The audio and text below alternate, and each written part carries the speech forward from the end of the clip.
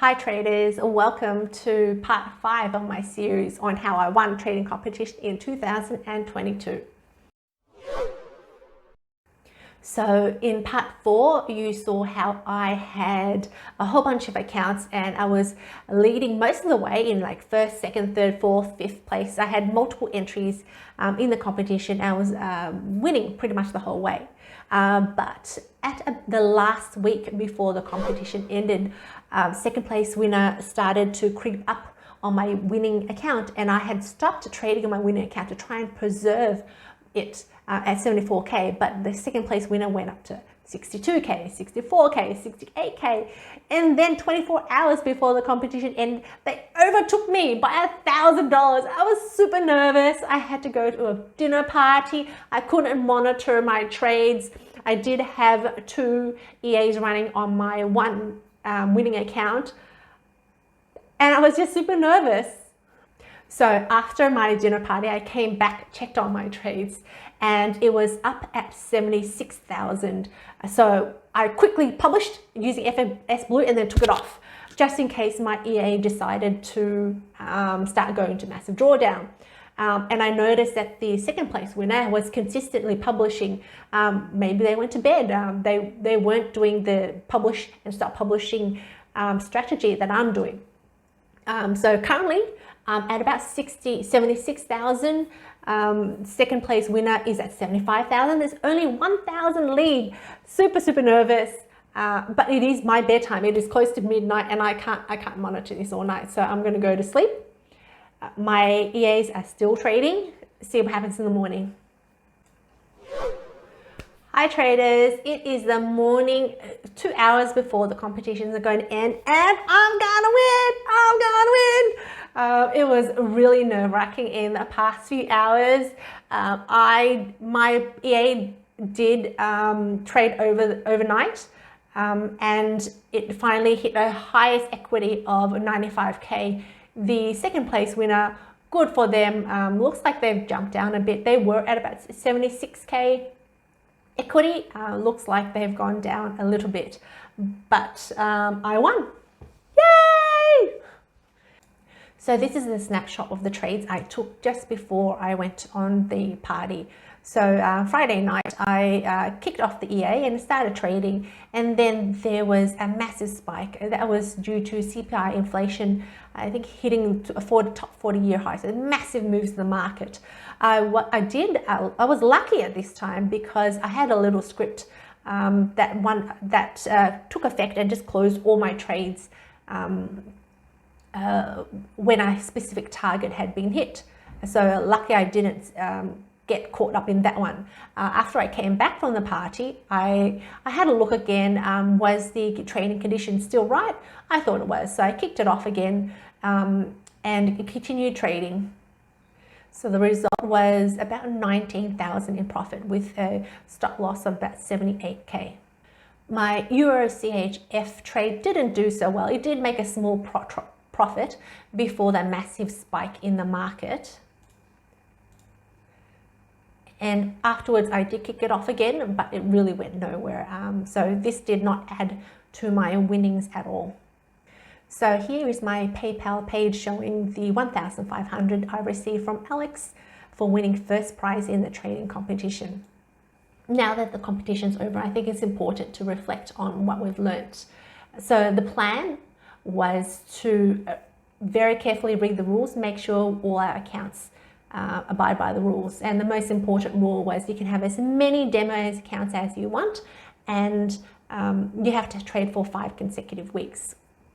So what I did was I created a whole bunch of optimized settings and got some settings from the premium members forum, applied that with a crazy lot sizing, and then every time an account blew up, I just replaced them with new demo accounts, same settings, or if the settings I found were too aggressive, that will change the lot sizing by half, judging on how many days it took for the account to blow. So would I do things differently if I was to do this again? Yes, I would. What I've learned is that the profit retriever can make huge returns, but I found the limitation of the 5 week is you have to have one strategy that works for 5 weeks. I think the profit retriever is not a set and forget EA. It is something that you take, you identify the market conditions, and you plug in your EA only for a short term, maybe a week or 2 weeks or 3 weeks, and make sure that it can make money in that short time frame, and you take it off, reassess the situation, and then try again when you've identified either ranging market conditions, or if you want to trade one way, then it's better as a tool, not a set and a forget EA. So I didn't pay that much attention to the settings I was putting in, mainly because I was fairly new to the profit retriever. I didn't really understand how it works, which settings worked when. In future, now I have a better understanding of how the profit retriever works. I can probably put more thought into the settings I put in. A lot of my accounts were blown. I put in, I think, like 150 accounts, and in the end, only one account survived. Everything else was blown because I really didn't know what I was doing. Now, in terms of lot sizing, if I was to do this again, I would probably create a whole bunch of accounts to meet the minimum requirements of the 5 week trading rule. So I would create them trading at 0.01 lots only, and have them ready, dedicated for the final week of trading the profit retriever, because if you saw in my first account where I made all the way up to 1,400 or something like that in 13 days. So that is the kind of scenario that can win trading competitions. Like, anybody can win at any time. Just because I was leading most of the way during the competition doesn't mean I could have won. Anybody who had a whole bunch of 0.01 trading accounts ready to go could have put crazy settings, maybe a buy setting, maybe a sell setting on indices or so. They could have bet me quite easily just with that strategy, and then stop publishing after they beat 74,000. I still learned a lot during this competition. I learned how the profit retriever works. I learned how each setting, which settings are most important, which settings can be tweaked, the lot sizing, the gap sizing. Those probably are the two most important settings in the profit retriever. So I found the profit retriever works best in sideways volatile conditions. So you're looking for a chart that sort of goes like this. Perfect little range bound markets. When it sort of twiddles onto the side, you don't make much money. And when it's trending, obviously you don't make much money. But the reason why I love the profit retriever is, let's say you plan for a trade that goes sideways like this, but then all of a sudden it decides to change the equilibrium point and it goes down here. So it still trades sideways a little bit, but it's trading slightly down here. And I found that the profit retriever can handle that. Because of the, as long as it takes profit somewhere down here, when it does retracement, it can pick up and set its new equilibrium down here. So it's a fantastic, very, very forgiving tool, even if you anticipate the trend and the size of the range-bound markets incorrectly.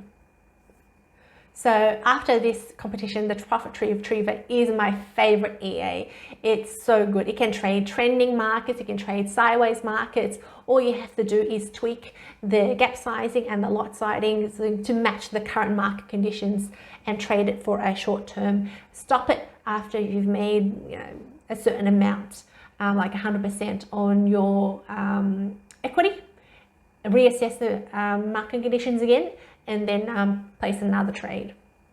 I definitely will be participating in the next competition that Alex hosts, and you'll see more videos on how I do that next time.